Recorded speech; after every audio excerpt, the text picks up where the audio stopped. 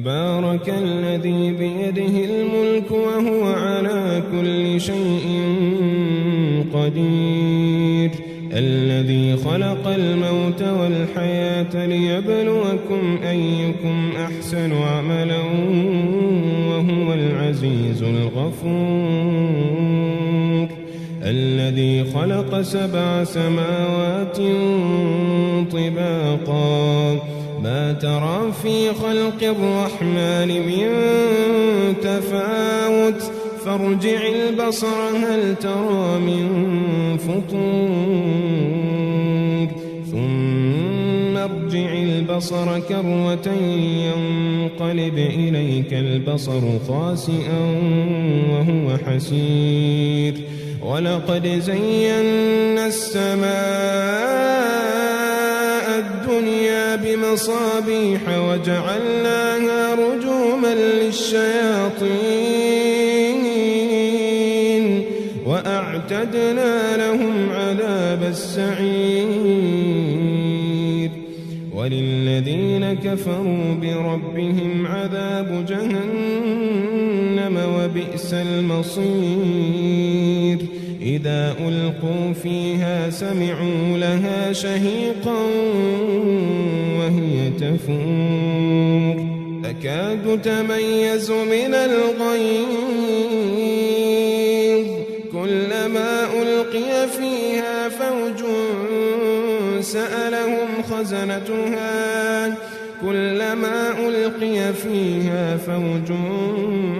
سألهم خزنتها ألم يأتكم نذير قالوا بلى قد جاءنا نذير فكذبنا وقلنا ما نزل الله من شيء إن أنتم إلا في ضلال كبير وقالوا لو كنا نسمع أو نعقل ما كنا في أصحاب السعير فاعترفوا بذنبهم فسحقا لأصحاب السعير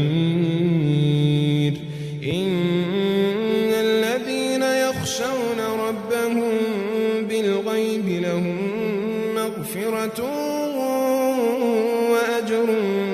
كبير وأسروا قولكم أو اجهروا به إنه عليم بذات الصدور ألا يعلم من خلق وهو اللطيف الخبير هو الذي جعل لكم الأرض ذلولا فامشوا في مناكبها وكلوا من رزقه وإليه النشور أأمنتم من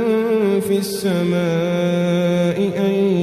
يخسف بكم الأرض فإذا هي تمور أم أمنتم من في السماء أن يرسل عليكم حاصبا فستعلمون كيف نذير ولقد كذب الذين من قبلهم فكيف كان نكير أولم يروا إلى الطير فوقهم صافات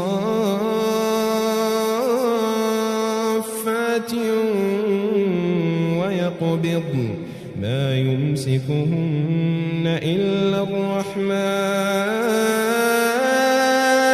إنه بكل شيء بصير أمن هذا الذي هو جند لكم ينصركم من دون الرحمن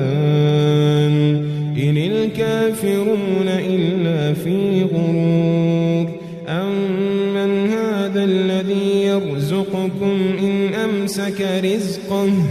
بل لجوا في عتو ونفور أفمن يمشي مكبا على وجهه أهدى أمن يمشي سويا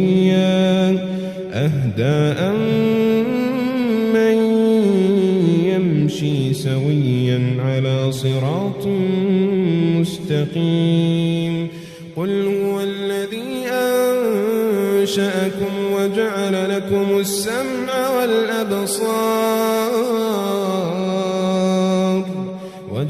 لكم السمع والأبصار والأفئدة قليلا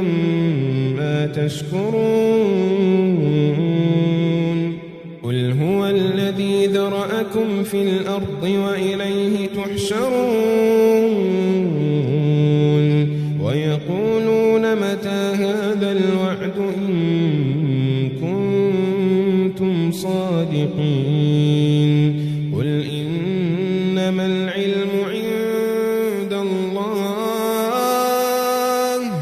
قل إنما العلم عند الله وإنما أنا نذير مبين فلما رأوه زلفة سيئت وجوه الذين كفروا وقيل هذا الذي كنتم به تدعون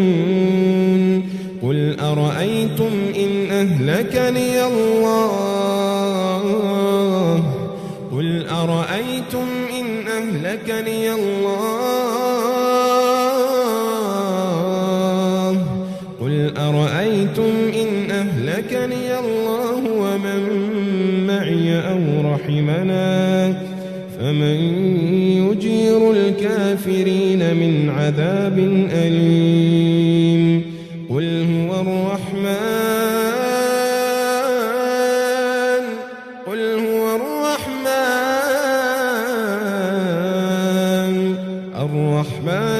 آمنا به وعليه توكلنا